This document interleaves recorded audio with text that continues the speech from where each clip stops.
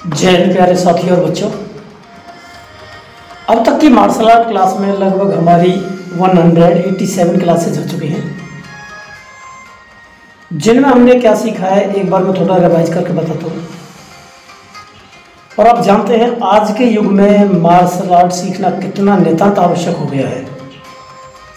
Daily के आप case देखते ही हो, विशेषकर बेटियों के लिए। इसलिए आप प्रयास करें, कम से कम बेटियों को तो मार्शल आर्ट सिखाएं ही। बेटे भी सीखें, बहुत बढ़िया है, क्योंकि जब तक हम अपनी रक्षा करना नहीं सीखेंगे तो दूसरों की रक्षा कैसे करेंगे।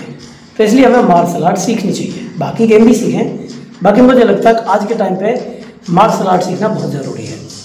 तो हमने अभी तक किया था जैसे पंच बनाने का तरीका था, पहले अपनी ऐसे फिंगर बंद कर लें और इसके बाद पहला फोल्ड करके दूसरा फोल्ड करके लॉक कर दें उल्टे से।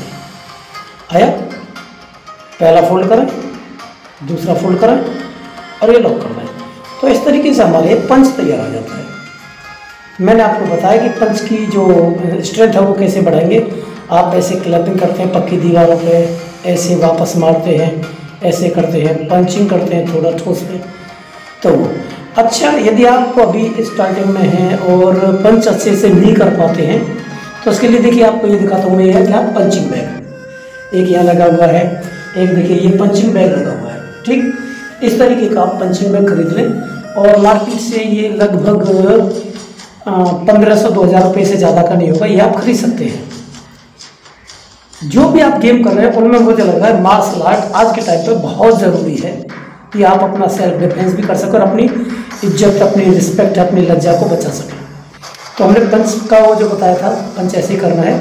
और फिर क्या है, आप पंचिंग बैग पे आ गए और पंचिंग बैग पे आपने जैसे आपको सिखाया अभी तक पहले दूसरे उसमें आप पहले बिल्कुल ऐसे सिंपल स्लो स्पीड में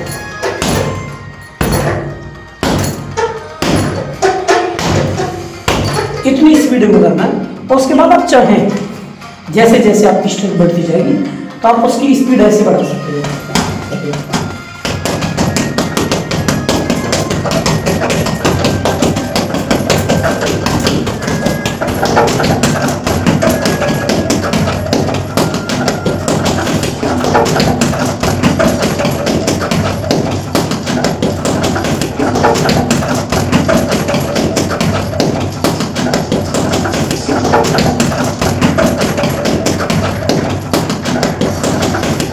कोई भी ऐसा मुश्किल काम नहीं है जिसे आप ना सीख सकें, क्योंकि सब यहाँ माइंड गेम है सारा कुछ। यदि यहाँ है तो आप कुछ भी कर जाओगे, बस आपको है ना फिक्स डिटरमाइंड विल, आपका डिटर्मिनेशन फिक्स होना चाहिए कि मुझे करना है, मुझे सीखना है, नहीं सीखना ही है।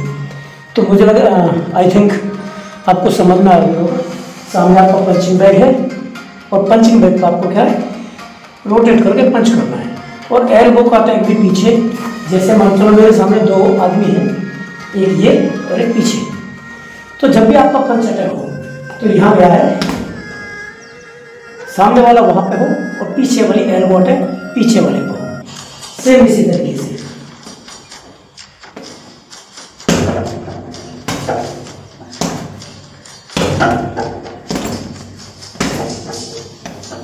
ठीक, इस तरीके से आपका एल्बो भी पूरा जाए और पंच भी।